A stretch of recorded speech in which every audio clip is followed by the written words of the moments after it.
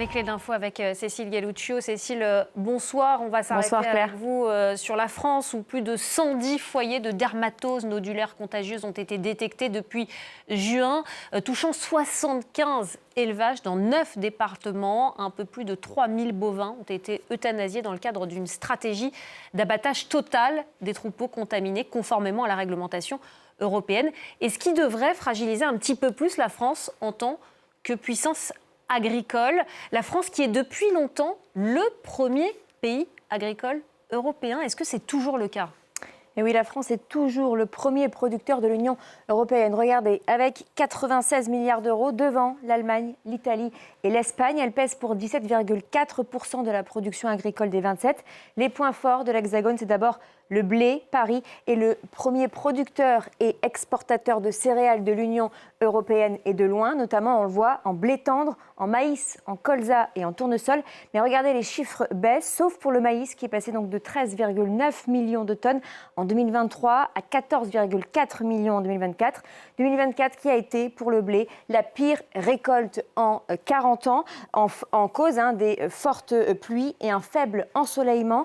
Pourtant, en 2022, la France avait exporté pour 11 milliards d'euros de céréales. Cette fois, la cause, c'était l'invasion russe de l'Ukraine qui avait entraîné une flambée des prix. Mais depuis, l'euphorie est retombée. En 2023, regardez, il y a eu donc...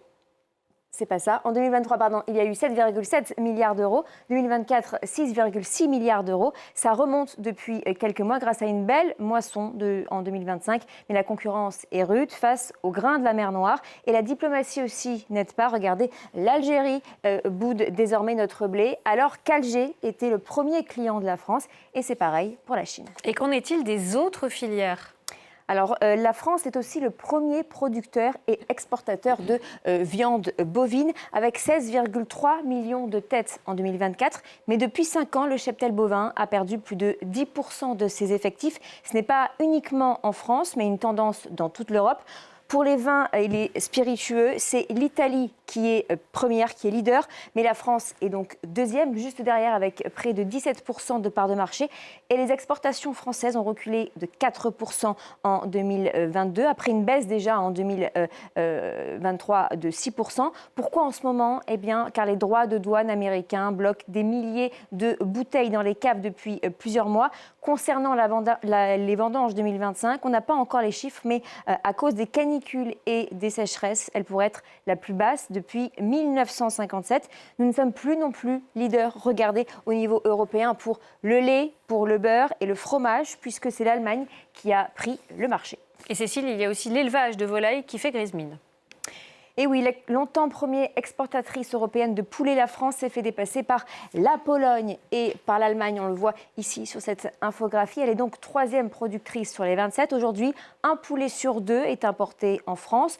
Pour les légumes frais, la France occupe, on le voit aussi, la 3e place avec 5,8 millions de tonnes produits. C'est très loin derrière l'Espagne avec ses 14,8 millions de tonnes en 2024, suivi de près par l'Italie. Quant aux fruits, on le voit, nous sommes donc 5e alors que nous étions 2e il y a peu. En fait, en termes de fruits et légumes, aujourd'hui, la France importe plus de la moitié de sa consommation. Ce qu'il faut regarder, c'est la fameuse balance commerciale, le rapport entre ce que nous importons et ce que nous exportons.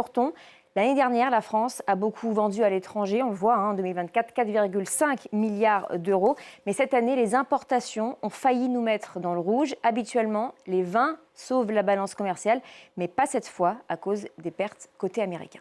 Merci beaucoup, Cécile Galluccio. C'était les clés de l'info.